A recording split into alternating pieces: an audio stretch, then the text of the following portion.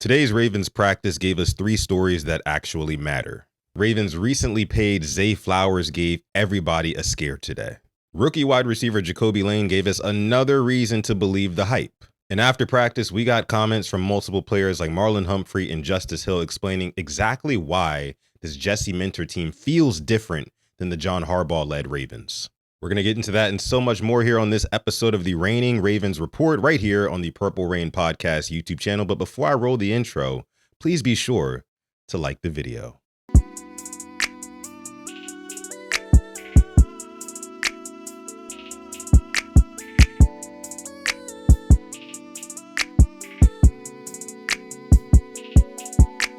All right, Rain Gang, welcome back to the channel.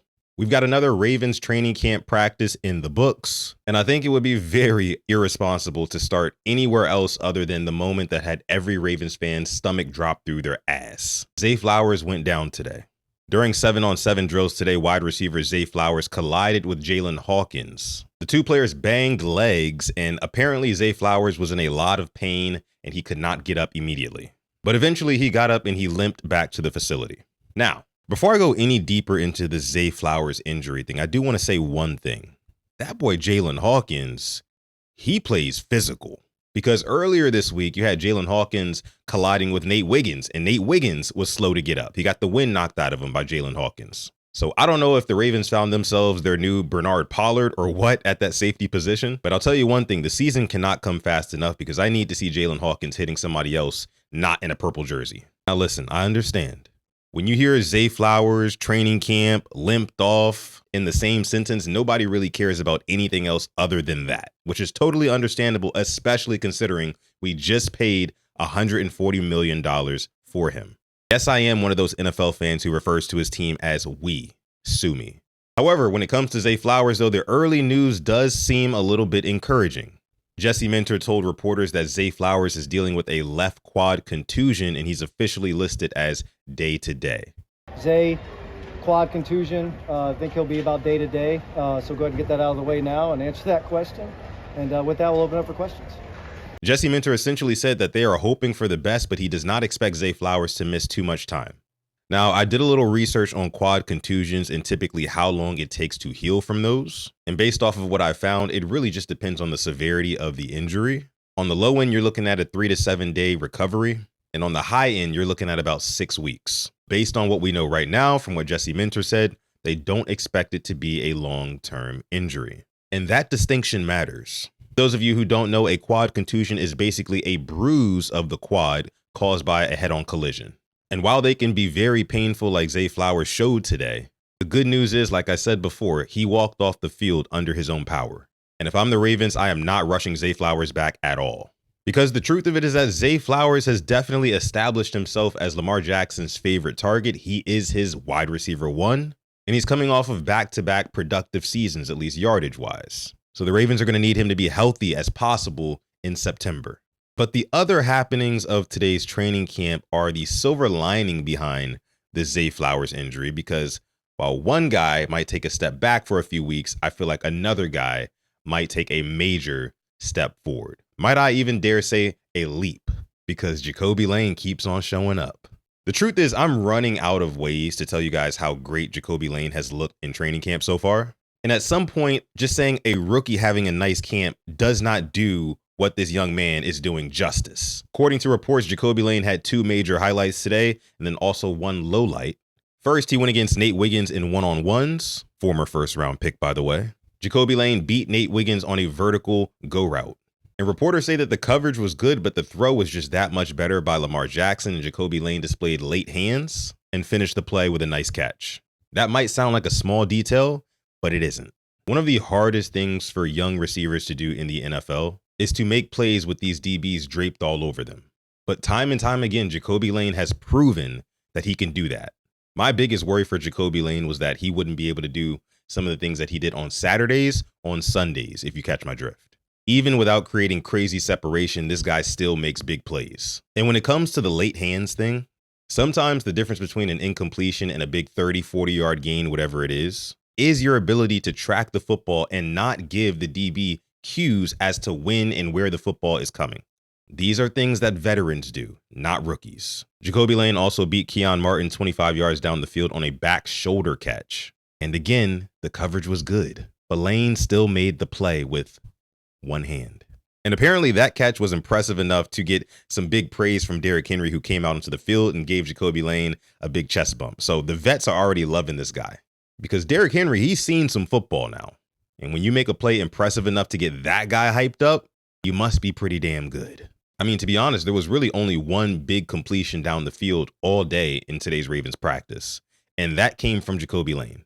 You also had a Josh Cuevas sighting today, the rookie tight end. He apparently had a nice catch after creating significant separation over the middle of the field. He also had a deep ball that was intended for Elijah Surratt, but it was broken up by Malachi Starks. Overall, the defense was making life difficult on the offense today, and for Jacobe Lane to still shine the way he did, I think speaks volumes to what this kid can do this season, especially now that it is kind of uncertain whether or not Zay Flowers will be healthy going into the season. That means one of these young guys have to step up. And with somebody like Jacobe Lane making these consistent contested catches, I don't even need to know whether or not the cornerback lost on the rep. I start asking then, is this receiver the real deal on the NFL level? And I think he is. So far, based off of what we've seen, this guy's catch radius is real. The body control he displays is real. And just the overall ball skills, they look great too. And the trust from Lamar Jackson seems to be developing very quickly. Now, I did mention a Jacobe Lane lowlight, which was Jacobe Lane running a crosser over the middle and dropping a pass because Malachi Starks was closing in really quickly. You might have heard them footsteps. And I do think it's important we include that because we don't want to turn every camp standout, at least at wide receiver, into Jerry Rice. He's a rookie, so you're going to see different things like drops, incorrect releases, bad route depth, and you're going to see plays where NFL DBs remind him that he is on the NFL level now. But so far, Jacobe Lane does look as advertised. Another standout from today's practice was, like I mentioned before, safety Malachi Starks. I mentioned he influenced that drop from Jacobe Lane, but he also broke up a pass, like I also mentioned before, on Elijah Surratt. So this guy is making plays, and the thing that I like about Malachi Starks is that he is going to allow Kyle Hamilton to basically just roam freely wherever he wants or wherever Jesse Minter wants on this Ravens defense. I cannot wait to see all the different ways that Jesse Minter decides to utilize Kyle Hamilton, whether it be rushing off of the edge, whether it be mugged up over the A-gap. I just know Jesse Minter is extremely excited for all of the different ways that he can use Kyle Hamilton on the football field. I feel like Kyle Hamilton really just changes the math for an offense, especially with the way that Jesse Minter is going to be able to utilize him, especially with how Jesse Minter loves to disguise coverage and make it look one way pre-snap, but then the coverage is completely different once the ball is in play. And that's going to be tough for a lot of these, I would say, lesser, respectfully, quarterbacks that the Ravens play in the first 6 weeks of the season. I mean, you're talking Daniel Jones, you're talking Michael Penix, you're talking Tyler Shuck, you're talking Cam Ward. Those guys are not going to know what to do with a Jesse Minter-led defense with Kyle Hamilton on it. But we'll see. Jesse Minter took the podium today and was asked about cornerback Marlon Humphrey. Because to be honest with you, it has been no secret that Marlon Humphrey has been getting cooked, and we really haven't heard too much positive about him coming out of camp so far. But Jesse Minter remains steadfast in support of his players, saying that he has no worries for Marlon Humphrey and he's got a ton of confidence in him. Jesse Minter did point to Marlon Humphrey's takeaways the past 2 seasons, and I must admit his production in that area has been good over the last 2 years, but a lot of those interceptions he got were kind of gift-wrapped meatball subs, if you guys remember. But then Marlon Humphrey spoke, and here's where things got interesting. Marlon Humphrey did say that his offseason goal was simple. He just wanted to get healthy. Marlon Humphrey revealed that he was playing through injury all last season. He says he's back healthy now, and he's leaning more than ever on the coaching staff. And Marlon Humphrey made some pretty interesting claims about this new coaching staff. Coach, so I've been very impressed / surprised at how he's kind of addressed the room. You know, I think when you come from, you know, obviously Harbaugh last year, big, you know, alpha type leader type guy.